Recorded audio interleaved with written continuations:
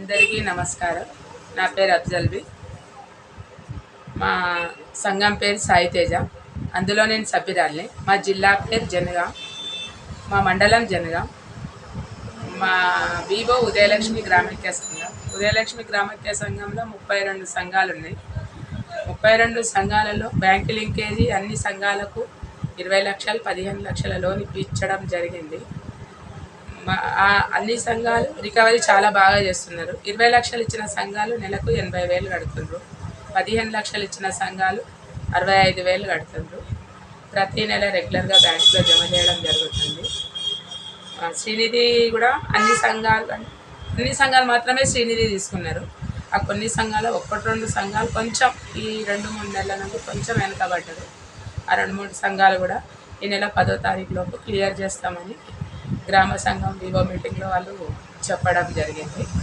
ఇంతవరకు మా గ్రామంలో లోన్లు తీసుకున్న వాళ్ళందరూ కిరాణా షాపులు, పిండి గిన్నెలు, ట్రాక్టర్ల కోసం, ఇటుక బట్టీల కోసం, డైరీల కోసం, బట్టల షాప్ కోసం ఉపయోగించుకోవడం జరుగుతుంది.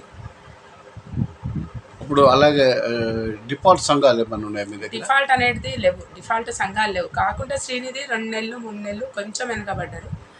ఆ 2 నెలలు 3 నెలలు వెనకబడ్డాయి కూడా ఈ 10వ తారీఖు వరకు క్లియర్ చేస్తామని చెప్పడం జరిగింది. అంటే వాళ్ళని ఎట్లా మోటివేషన్ వాళ్ళ ఇండ్ల పంట తిరిగినాం. మేము తిరిగి ఏం చేసినామంటే కొంచెం భయంగా అట్లా ఒక కమిటీ చేసుకొని కమిటీ రూపకంగా ఇండ్ల పంట తిరగడం జరిగింది.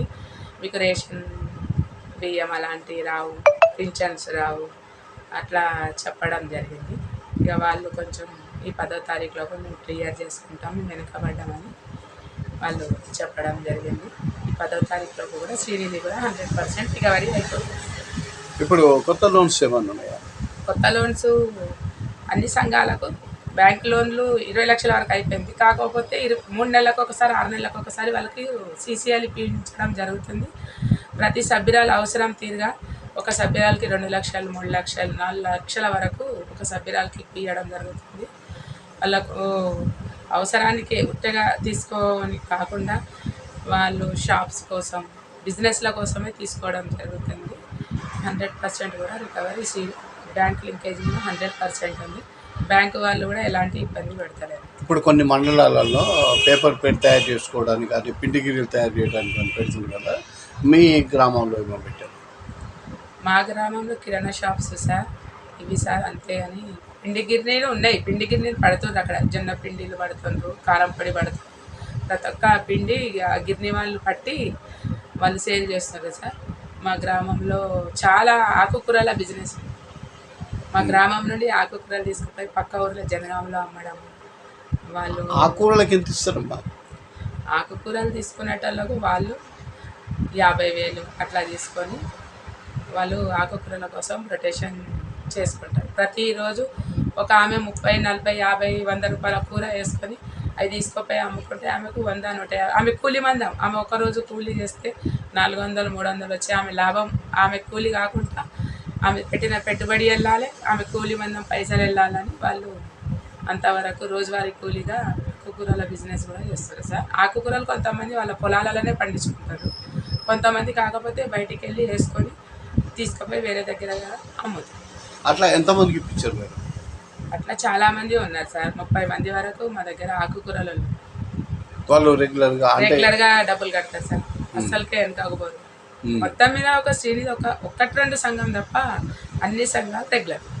ఇప్పుడు ఆ సంఘాలకు మీరు ఏమైనా కండిషన్స్ ఏమైనా పెడుతున్నారా? కండిషన్స్ పెట్టినాం సార్. ఇప్పుడు పింఛన్స్ కోసం, దానికోసం కొంచెం వాళ్ళ ఇండ్లల్లో ఏమైనా పింఛన్స్ ఉంటే అయిపోతాయి, రేషన్ బియ్యం ఉంటే అయిపోతాయి. ఇప్పుడు గవర్నమెంట్ కరెంటు బిల్లు అలాంటివి ఇచ్చేది కదా, అలాంటివి మీకు ఏ ఉపయోగం లేకుండా అయిపోతాయి. మీరు రెగ్యులర్గా ఉంటేనే ప్రతి లోన్ మీకు వస్తుంది.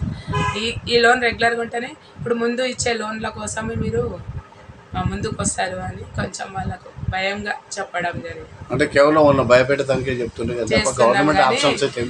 టార్చర్స్ అలాంటివి కాకుండా వాళ్ళకు భయపెట్టే కోసమే కొంచెం అట్లా భయం.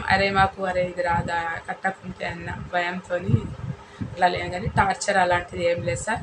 వాళ్ళ దగ్గరికి నిమ్మలంగా పోయి కూర్చొని మాట్లాడి ఎందుకు కడతలేరు అని నిమ్మలంగానే అడిగి చెప్పి వాళ్ళు ఇచ్చిన టైం ప్రకారం మెయింటైన్ చేస్తున్నారు. వాళ్ళు ఇచ్చిన టైం దాటిపోతే మళ్ళీ ఎందుకు కట్టలేదని అయితే కడతామని ఒప్పుకోవడం జరిగింది సార్.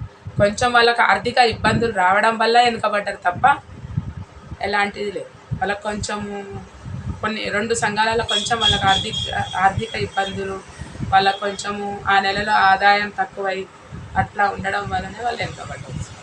ఇంకా మీరు అట్లా కూడా మీరు పెట్టే కండిషన్స్ నామకేవాత్ర కండిషన్స్లో కూడా రాని వాళ్ళకు మీరు ఒక్కడే వెళ్తారా, లేకపోతే మీ టీం కలిసి వెళ్తారా మోటివేషన్కి? ఇప్పటివరకు అయితే కండిషన్స్ పెట్టినాక వాళ్ళు కట్టకుండానైతే లేరు సార్, కట్టేది. అట్లా కాకుండా ఇప్పుడు మామూలుగా 10,000 అట్లా అటు కూడా ఇస్తారు కదా, అట్లా ఇచ్చారా? ఉన్నాయి 10,000 కూడా 2 ఉన్నాయి సార్ మా ఊర్లో. 2 ఇచ్చారా? 2 ఆవివో నుండి ఒకటి ఉంది సార్, ఈ వాళ్ళు రెగ్యులర్. ఇప్పుడు ఇంకా మీరు ఈ స్కీమ్స్ ఎట్లా డెవలప్ చేయాలనుకుంటున్నారు?